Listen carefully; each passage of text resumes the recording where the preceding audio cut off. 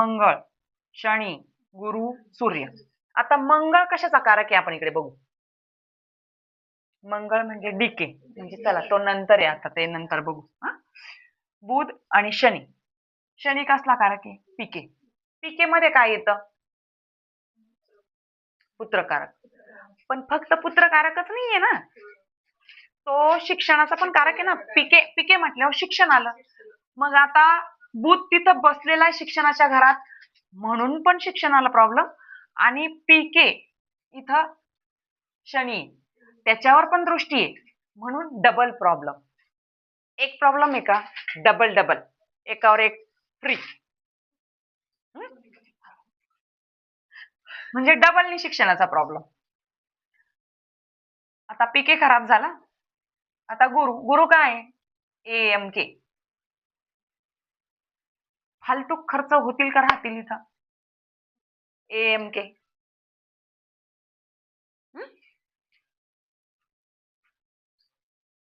सूर्य काय? सूर्य काय? म्हणजे हा व्यक्ती स्वतः, त्याचा अपमान होत आहे. सूर्य कसला कारक आहे? मान, सन्मान. त्या व्यक्तीचा सन्मान कोणी करल का? तो बोलला का म्हणशील बस गप, तुला कळतं काय? काय म्हणाल? बस गप, तुला काय कळतं? असं म्हणता ना? म्हणता की नाही? मग का म्हणता? सूर्य खराब होतोय. म्हणजे काय बोललं पाहिजे, काय नाही बोललं पाहिजे, कोणत्या वेळेला बोललं पाहिजे, कोणत्या वेळेला थांबलं पाहिजे, हे बुधामुळे कळत नाही. बुध बुध बुध आहे ना ज्ञातिकारक, तो बुध बुध या व्यक्तीला हे करू देतो का? उमजून देतो का? नाही नाही ना. तो त्याचा सतत अपमान करत राहतो. खास फक्त बोलण्यामुळेच अपमान होतो. तोंडातून शब्द काढला का समोरचं फटकन कोणीतरी काहीतरी बोलले. मग का होतं असं? मग ह्या व्यक्तीने काय केलं पाहिजे? विचार करून बोललं पाहिजे का बोलल्यावर विचार केला पाहिजे? बोलल्यावर विचार केल्यावर डोकं पागल होईल ना, आणखी आणखी आणखी इरिटेट झाल्यासारखं होईल ना.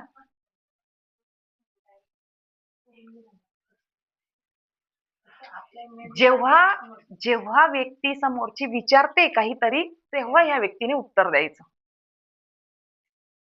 स्वतःचं घोडं थोडस कमी दामटायचं.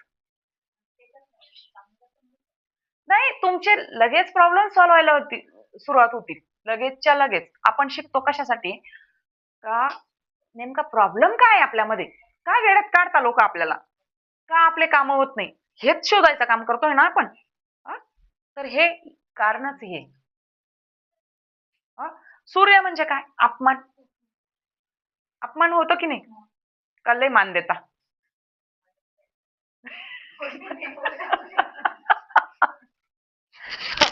आणखी काय होतंय खराब? गुरु. गुरु म्हणजे पैसा वेस्टेज तर जाणार, तो पैशाचा कारक आहे इथं AMK. आणि ह्या व्यक्तीने ज्ञान द्यायचा प्रयत्न केल्यावर काय होईल?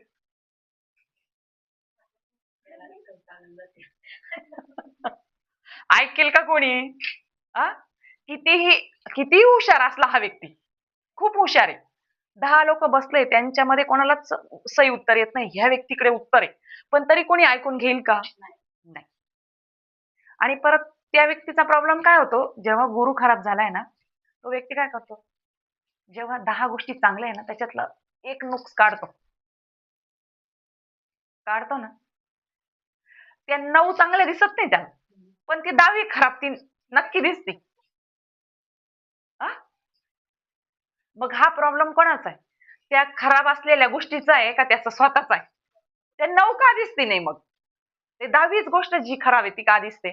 कारण याचा गुरु खराब आहे म्हणून तसं त्याच्यासोबत तसं होतं. मग आता त्याला जर तसं वाटलं आणि त्या नुक्सवर त्यांनी बोट ठेवलं, म्हणजे काय होईल? समोरचं त्याला वेळात कळेल का नाही सूर्य आणखी खराब येतात. बोलण्यात गेला का तो व्यक्ती? फसला ना. मग त्याने आधी स्वतःवर प्रॅक्टिस काय करायची? नुक्स काढणं बंद करायचं पहिलं. समोरच्याने विचारतोय तेव्हाच उत्तर द्यायचं, नाहीतर फुकटचं ज्ञान समोरच्याला द्यायचं नाही, विकत ज्ञान द्यायला सुरुवात करायची. हं, खूप फायदा. जेव्हा विकत ज्ञान तुम्ही द्यायला सुरुवात करशाल म्हणजे कसं समोरचा 4-4 वेळेस विचारतोय आणि मग तेव्हा तुम्ही त्याला सांगताय. तर तुमच्या ज्ञानाला किंमत येईल. येते ना? हां. पण जर आपण फुकट असं वाटत बसलो ना, त्या फुकटची कोणालाच किंमत नाही. आपली तर किंमत होऊनच जाते सारी. हां. मग काय-काय रिपेअर करायचंय? गुरु खराब आहे, गुरुच्या सानिध्यात राहायचंय. ऑब्झर्वेशन करायचं. हां. बोलायचं का ऑब्झर्वेशन करायचं? ऑब्झर्वेशन. ऑब्झर्वेशन जो व्यक्ती करतो त्याचा गुरु चांगला होत चालतो. ज्याचाही गुरु खराब आहे ना, त्याने ऑब्झर्वेशन करणं. हं? मंगळ खराब आहे. हं? मंगळ कसला आहे? डीके. आता ठीक आहे, अजून लग्न झालेलं नाही, तो प्रश्न वेगळा आहे. पण हायपर होतो हा व्यक्ती. अचानक राग येतो. एकदम काही क्षणाचा येतो. असं वाटतं डायरेक्ट फेकून द्यावं. हां.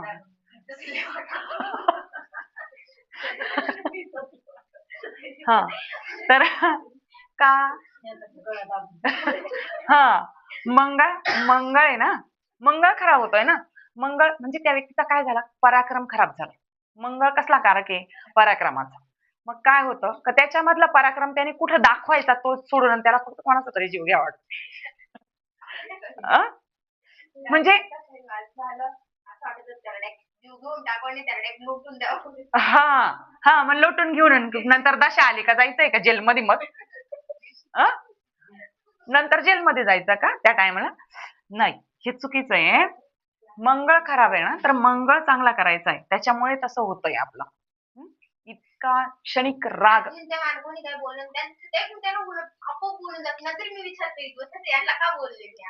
मग बोललं जातं तर भूत खराब आहे म्हणून बोललं जातं ना. हां? मग कशा-कशा बोलताना विचार करायचा आहे ना त्या व्यक्तीने आणि मग बोलायचंय. पण हा व्यक्ती काय करतो, आधी बोलतो आणि नंतर विचार करतो. नंतर विचार करून काय उपयोग आहे का? नाही. त्याच्यापेक्षा अगोदर विचार करा आणि मग हां, पहिला तर बुधच. नंतर मंगळ ज्याचा खराब आहे त्याने हा विचार करायचा आपल्याला राग का येतो? त्याच्यावर नियंत्रण करायचंय. ती स्वतःची प्रॅक्टिस ठेवायची. हां, मग ती प्रॅक्टिस कशी होणार? जेव्हा मंगळाच्या गोष्टी केल्या जाईल. हां, हनुमान चालीसा वाचायची. हां, हिरव्या ठिकाणी जमिनीवर चालायचंय. 1 घंटा जमिनीवर झोपायचंय. बिना अंथरुणाचं. तेव्हा त्याचा मंगळ चांगला व्हायला मदत होईल. हां, शनी. आता शनी खराब झाल्यानंतर काय होणार आहे? बुद्धी भ्रष्ट होणार. अभ्यासात मन लागणार नाही कारण तो पिके. चल बाबा आता ठीक आहे. आता म्हणू आपण बुद्धी चालत नाही काही नाही. पण पिके नंतर मुलांचा पण कारक आहे. मग नंतर मुलं आज अभ्यासाला प्रॉब्लेम येईल, उद्या नंतर उठून आपल्या मुलांना प्रॉब्लेम येईल. मग क्षणी कसा चांगला करणार? क्षणी म्हणजे त्या व्यक्तीने सेवेत राहायचंय. कोणी सांगितलं? हां, चला ठीक आहे. ते जादूकाचं चिराग काय आहे ना? हां, ते ना हां? हां, ती ते बोलता ना जिन जिन जिन तो कसा म्हणतो असं तो झुकत राहतो विचारत राहतो काय काय आज्ञा आहे माझ्यासाठी हा? तो समोरच्याला आज्ञा देतो का ज्याच्या ताब्यात राहतो त्याची आज्ञा फक्त मागत राहतो शनीच्या व्यक्तीने फक्त पाणी घ्यायचंय का देतो पाणी जेवण करायचं बस बस थांब जेवण कर दुसरी भाजी करू का म्हणजे जेव्हा त्या व्यक्तीने झुकून समोरच्याला सेवा सेवा दिल्या जातात सेवा म्हणजे कोणत्या तुम्ही मंदिरात गेले तिथं झाडणं पुसणं वाढणं घरी जरी असाल तुम्ही झाडणं पुसणं भांडे घासणं वाढणं ह्या ज्या गोष्टी जेव्हा करशाल आणि जेही एज असलेले व्यक्ती त्यांचा मान धरणं त्यांचं खोटं जरी तुम्हाला माहित होतंय आता काही काही लोकांना राहत थोडंसं खोटं बोलण्याची आदत नवसारून असं मग आपण त्यांना जाऊ उचकायला जातो लगेच असं नाही असं आहे ते तसं म्हणायचंच नाही शनी खराब आहे ना आपला त्या व्यक्तीला तुमचं बरोबर जेव्हा हा व्यक्ती जेव्हा तुमचं बरोबर एवढा त्याचा शनी चांगला होऊन जातो त्याला जर पिके ना तो तरीही तो वर्गात नंबर 1 आणू शकतो. खराब आहे ना त्याचा? सगळ्यात लास्टच्या बेंचवर आहे. सगळे लोक काय म्हणताय? त्याला काहीच येणार नाही. हे काय पास होणार आहे का? हे का पास व्हायच्या लायकीचं आहे का? तरीही जो नाव ठेवतोय ना, त्याच्या पुढे 100% जाऊ शकतो. कधी? शनी चांगला ठेवायचा. शनी चांगला ठेवायला काही काही जास्त कष्ट घ्यायचे का? काहीच नाही. एकदम छोट्या-छोट्या नॉर्मलच्या गोष्टी आहे ना, त्या करायच्या. समोरच्याला रिस्पेक्ट आणि 60 वर्षाच्या पुढच्या व्यक्तीचा तर चुकूनही अपमान करायचा नाही.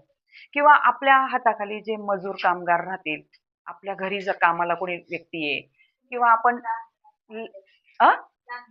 लहान मुलांचा आदर तर तो बुधासाठी. तुमचा बुध ज्ञातिकारक आहे तर त्याचं करणंच करणं आहे. तो प्रश्न नाही. पण शनी, आता शनी म्हणजे पिके आहे ना. मग तो पिके चांगला कसा होणार? अभ्यासात डोकं चालणार कसं? ती बाजू कशी वर जाणार? तर ह्या छोट्या-छोट्या गोष्टी पण त्या खूपच महत्त्वाच्या आहेत. कारण 1 महिना झाला तेव्हा मी एक कुंडली बघितली. तिथं असंच बुध ज्ञातिकारक होता त्या व्यक्तीचा. हं? बुध ज्ञातिकारक होता.